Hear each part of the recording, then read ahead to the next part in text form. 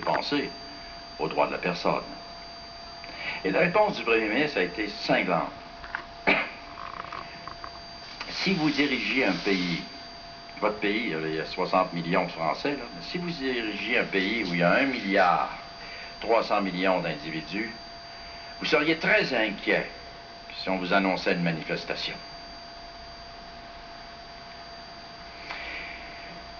Je ne suis pas en train de faire l'apologie des politiques de la Chine. Hein. Je suis en train de faire de l'apologie si nous discutions vraiment des choses. La Chine, c'est pas une farce. C'est pas juste de dire elle va être riche demain, elle est en développement économique, etc. C'est une planète, la Chine. La planète Chine.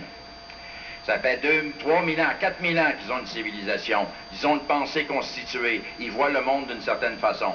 Ça serait bon de l'étudier avant de commencer à jaser. Puis je parle pas de jaser en chinois, là. La peur qui a gouverné l'ordre chinois, tout un empire, une civilisation qui se construit autour de l'ordre établi. On va quitter l'Asie.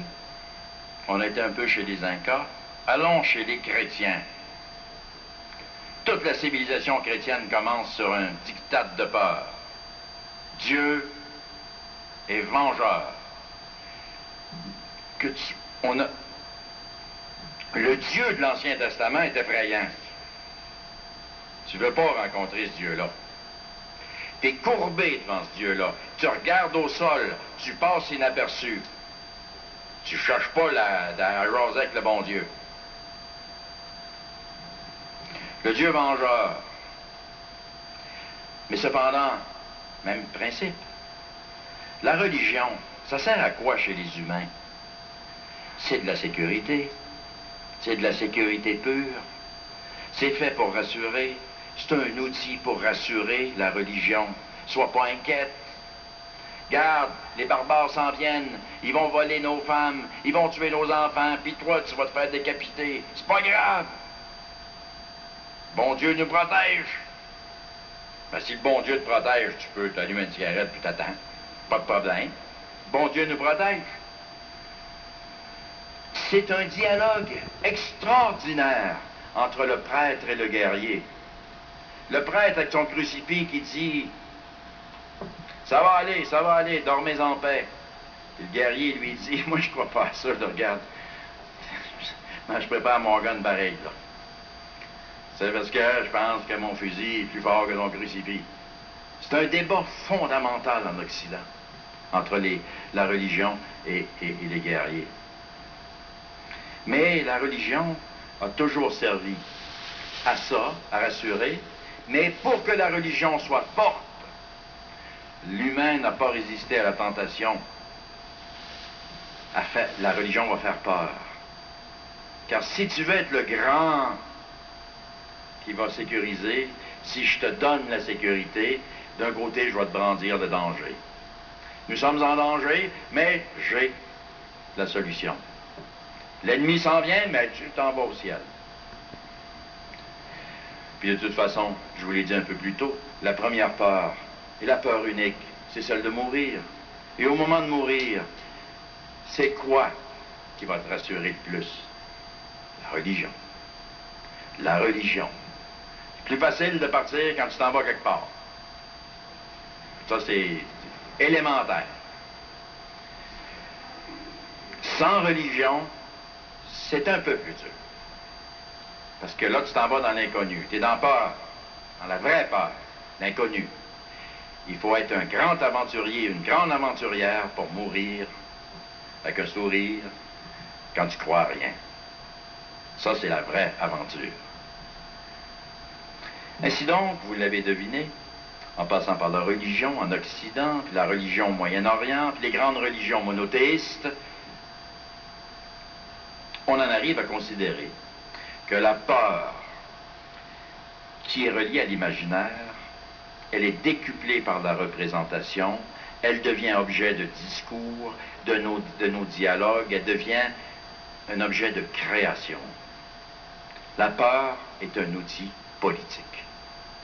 Et le politique n'a jamais, ni l'ecclésiastique, ni le politique n'a résisté à cet outil remarquable. Faire peur.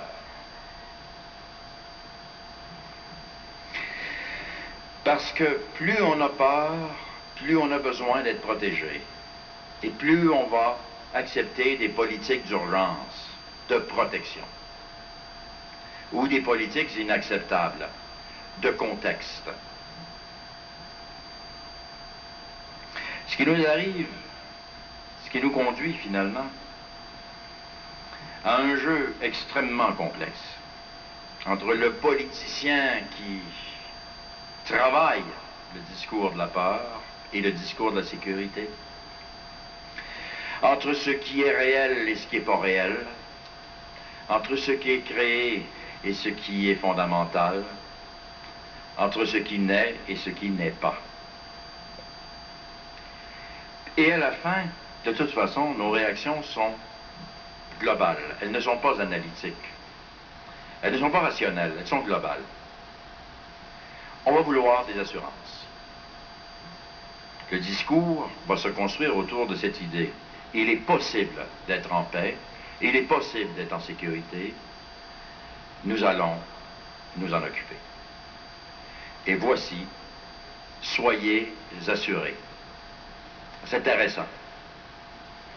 Pour bien montrer, je l'ai dit un peu plus tôt, là, voici un discours qui dit ceci. Jadis, le monde était terrible et les gens vivaient dans la peur. Depuis l'ère des Lumières, depuis la raison, la rationalité, depuis la modernité, on sait beaucoup plus. Nous n'avons plus peur. Mais on sait bien qu'on a peur encore. Mais de quoi? De quoi avons-nous peur? Plusieurs problèmes n'ont pas été réglés. Plusieurs problèmes n'ont pas été réglés. Mais on s'en occupe. Je vous donne des exemples de tous les jours dans notre vie, et ça nous passe, on s'en aperçoit même pas. On est là, puis on écoute, puis finalement, ça vient de chercher. Il faut être assuré. Je parle des assurances, des compagnies d'assurance. Il faut que tu sois assuré. Tu es assuré contre, tu es assuré contre, tu es assuré contre. Tu finis que ton dossier à maison, il te prend un classeur complet. Parce que tu as tout assuré. C'est pas normal que tu te mettes à risque. Car c'est niaiseux, là, les risques comme ça. Tu te promènes, il faut que tu sois assuré. Assure, assure, assure. On est assuré.